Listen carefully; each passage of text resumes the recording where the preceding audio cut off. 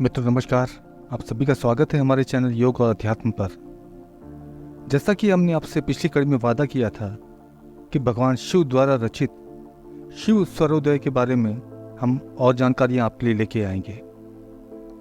हमारी सांसों की गूढ़ रहस्य के बारे में भगवान शिव ने माता पार्वती को 395 श्लोकों के द्वारा यह ज्ञान दिया था।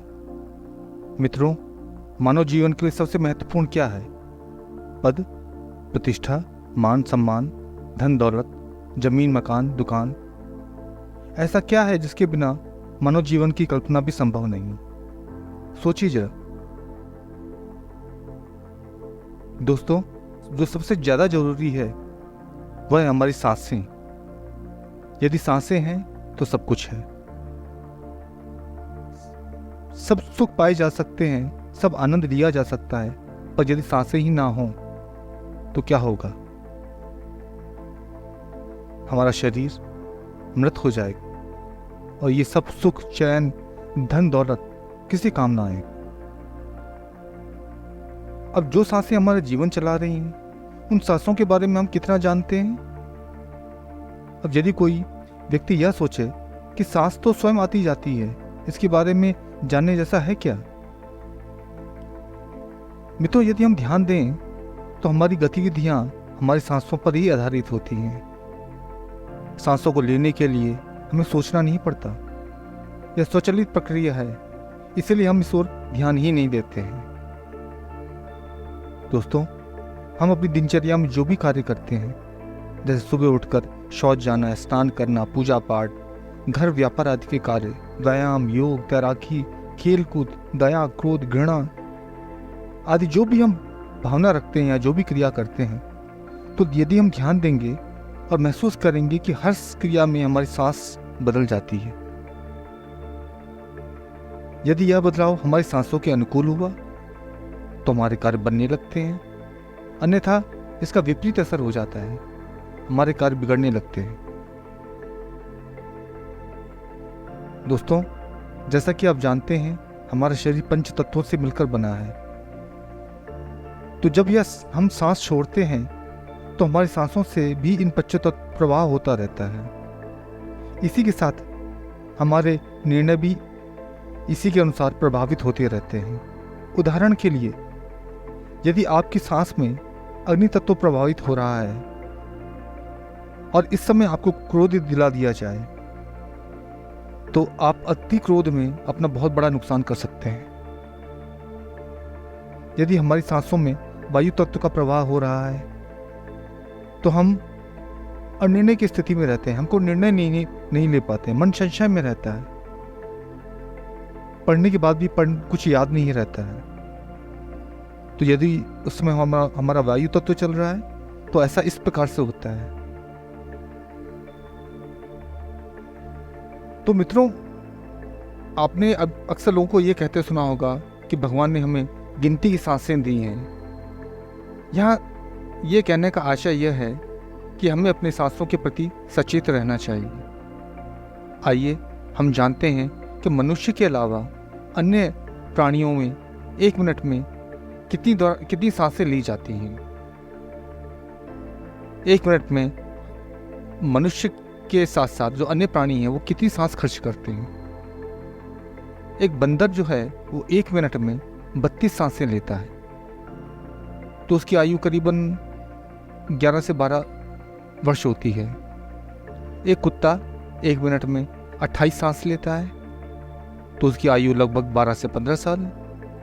एक जो सांप है, सर्प है, वो 8 सांसें लेता है 1 मिनट, तो उसकी आयु होती है 300 वर्ष। और जो कछुआ है वो सिर्फ 6 सांसें लेता है 1 मिनट में, तो अनुमानित उसकी आयु जो है 400 से 500 वर्ष तक होती है। तो मित्रों, देखा आपने,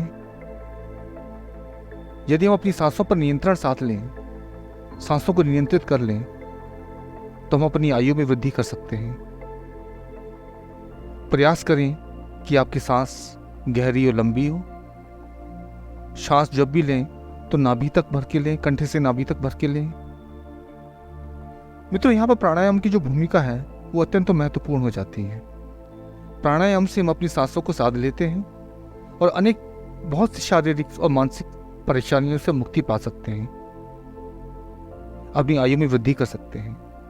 इसीलिए प्राचीन काल में ऋषि मुनि 300 से 400 वर्ष तक सामान्यतः जीते थे, क्योंकि वो विभिन्न यौगिक क्रियाओं के द्वारा, प्राणायामों के द्वारा ऊर्जा को कायम रखते थे। प्राणायाम का अर्थ ही है अपने प्राणों को दूसरे आयामों से जोड़ना, अर्थात दूसरे आयामों से प्राण शक्ति को लेना। अगर आपको याद हो मित्रों, तो एक अभी कुछ समय पहले हॉलीवुड की एक मूवी भी आई थी, डॉक्टर स्ट्रेंज। तो इसमें भी इसके बारे में बताया गया था कि दूसरे आयामों से कैसे ऊर्जा लेकर हम अपनी ऊर्जा को बढ़ा सकते हैं।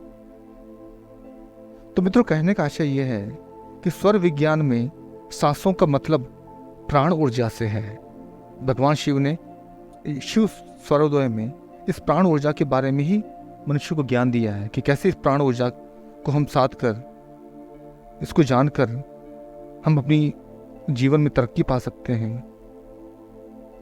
मित्रों, ईश्वर ने हमारे मनुष्य के लिए ऐसी व्यवस्था की है कि जब मनुष्य पैदा होता है तो स्वाभाविक रूप से उसकी नाड़ियां जो हैं प्रकृति के अनुकूल होती हैं। एक नवजात बच्चे को जब भूख लगती है तो उसका सूर्य स्वर चल रहा होता है, जिससे उसको भोजन मिलने पर उसका पाचन बहुत अच्छे तरीके से होता है। मूत्र विसर्जन के समय उसकी चंद्र नाड़ी चल रही होती है, यानी उसका हर कार्य अनुकूल नाड़ी पर हो रहा होता है। पर जैसे जैसे वह बड़ा होता है उसकी आदतें बदल जाती हैं और वह अनेक शारीरिक मानसिक परेशानियों का सामना करना शुरू कर देता है। तो मित्रों, इसका आशय क्या है? यदि हम अपनी नाड़ियों को के अनुरूप कार्य करें तो हम अपनी बहुत सारी परेशानी से बच सकते हैं। अब अपनी नाड़ियों को अनुकूल कैसे करें, यह बहुत बड़ा प्रश्न है। मित्रों, जैसा कि हमने आपको पिछली कड़ी में बताया था कि किस कार्य को करते समय हमारी कौन सी नाड़ी चलनी चाहिए, इसके बारे में मैंने विस्तार से बताया था, तो उस कड़ी को अवश्य देखें, क्योंकि इस बात का हम इस कड़ी में वर्णन नहीं करेंगे। अब यदि हमारी नाड़ी सही नहीं चल रही है और अब हमें अपनी नाड़ी का ज्ञान हो गया है कि यदि हमें सूर्य नाड़ी चल रही हो और उस टाइम पे हमें भोजन करना हो तो हम कैसे करेंगे? हमारी सूर्य नाड़ी तो चल ही नहीं रही है। तो इस नाड़ियों में हम अपने पैसे कैसे परिवर्तन करें कि हमारे कार्य हमारे अनुकूल हो जाएं? आइए जानते हैं। मित्रों, आपकी जो भी नाड़ी चल रही है, यदि आप उसी करवट 5 से 7 मिनट लेट जाएं तो आपकी नाड़ी बदल जाती है। यानी बाईं ओर लेटने पर आपकी सूर्य नाड़ी चढ़ने लगती है, यानी विपरीत नाड़ी चलने लगती है, और दाईं करवट लेने पर, यानी सूर्य स्वर लेने पर, दाईं करवट लेने पर 5 से 7 मिनट तक आपकी चंद्र नाड़ी चलने लगती है। तो इसका आशय यह है कि करवट बदलकर हम अपनी नाड़ियों को अपने कार्य के अनुरूप बना सकते हैं। मित्रों, कितनी महत्वपूर्ण बात है जो हमें अभी तक पता ही नहीं है कि कैसे हम करवट को बदलकर हम नाड़ियों को अपने अनुकूल कर सकते हैं। विभिन्न माताओं पिताओं को, घर के बुजुर्गों को इस बात की जानकारी होनी बहुत आवश्यक है कि छोटे बच्चों को भोजन सूर्य नाड़ी या सूर्य स्वर के चलने के समय करवाना चाहिए। पेशाब बाईं नाड़ी यानी चंद्र नाड़ी चलने पर कराना चाहिए। यदि हम इस बच्चों के इस क्रम को सुधार लें तो अनेक परेशानियों से, बीमारियों से हम बच सकते हैं। बच्चों में वैसे तो प्राकृतिक रूप से ये क्रम होता है और उसी के अनुसार वो क्रिया भी करते हैं, लेकिन जैसे जैसे हम बड़े होते हैं तो वैसे वैसे ये जो हमारा क्रम है वो बिगड़ने लगता है। हमारी आदतों के द्वारा ये क्रम बिगड़ता जाता है।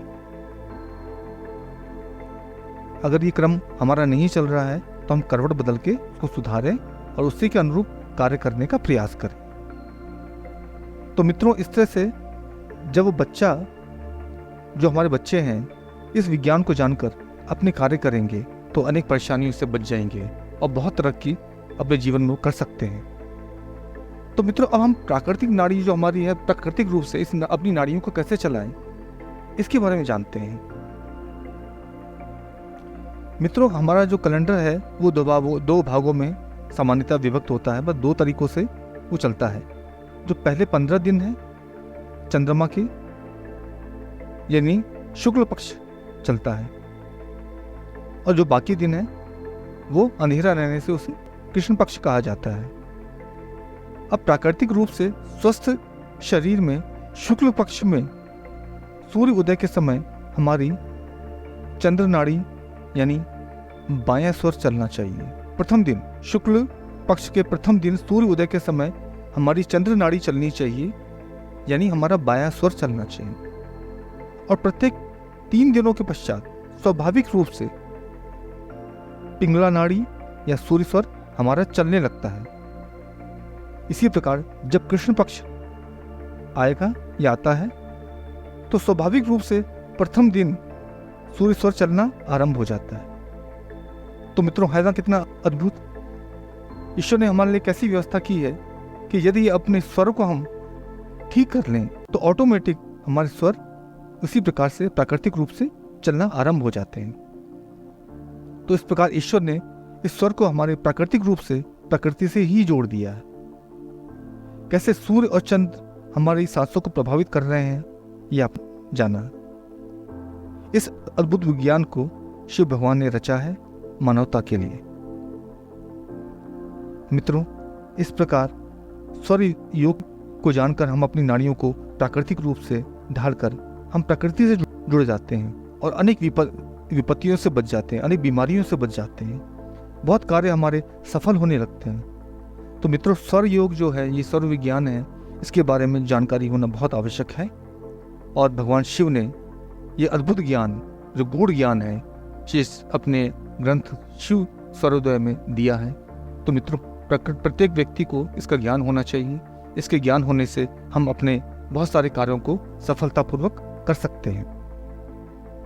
तो मित्रों, आज हमने जाना कि कैसे स्वर को हम अपना चेंज करके अपने प्राकृतिक रूप से नस नाड़ियों के क्रम में उसको पा सकते हैं, कैसे उसको स्वर को बदल करके अपने कार्यों के अनुकूल बना सकते हैं। आशा करते हैं आप इन सांसों के रहस्य को जानकर लाभ उठाएंगे और इसे अपने तक सीमित न रह के अन्य लोगों तक भी, अपने बंधु बांधव तक, इस इष्ट मित्रों तक पहुंचाएंगे, जिससे वह भी इस लाभ को, इस ज्ञान को प्राप्त कर अपने जीवन में अनुकूल परिवर्तन लाकर सफलता अर्जित कर सके।